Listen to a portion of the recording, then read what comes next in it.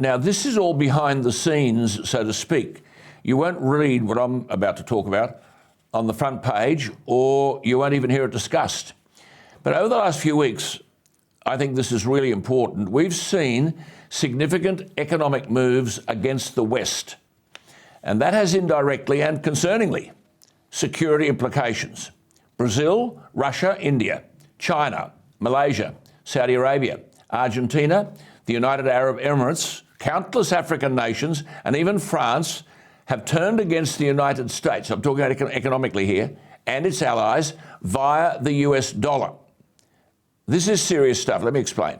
Since 1973, all natural resources around the world, most importantly oil, have been traded in the US dollar. And the deal was simple. The United States would be the world's policeman. It would work to crush communism, Islamic radicalism, and any other threat to global peace. In return, resource exporting nations like Saudi Arabia and manufacturing nations like China and India would sell their goods in the US and use their US dollar reserves to buy American debt. As a result, the United States has been able to rack up huge debts and deficits, but keep interest rates at a manageable level. This is simple economics. But no longer does this status quo hold. The gig is up. Over the last 3 months, the East has turned against the West, shooting the West in its Achilles heel. Brazil and Argentina have announced that they will build a common currency to trade and transact. Iraq will sell oil to China in Chinese yuan. China and France have completed a liquefied natural gas transaction in Chinese yuan. China and Brazil are trading iron ore in yuan.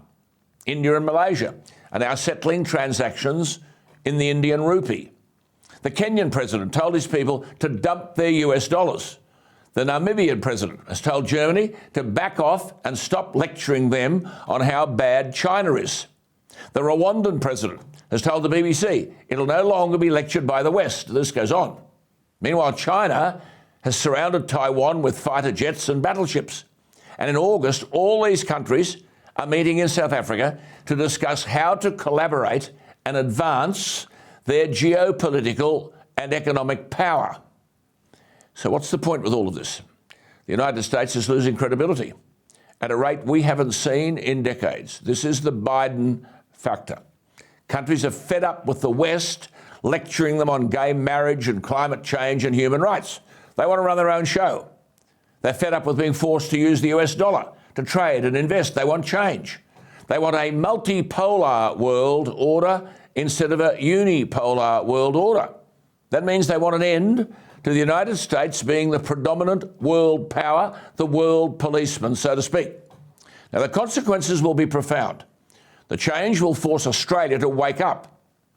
If much of the world turns against the United States of America, we can't assume the United States will protect us or will be able to protect us here in Australia. Remember in 1941, the British abandoned Australia for Singapore. We need to get serious. We've got to boost our defence spending.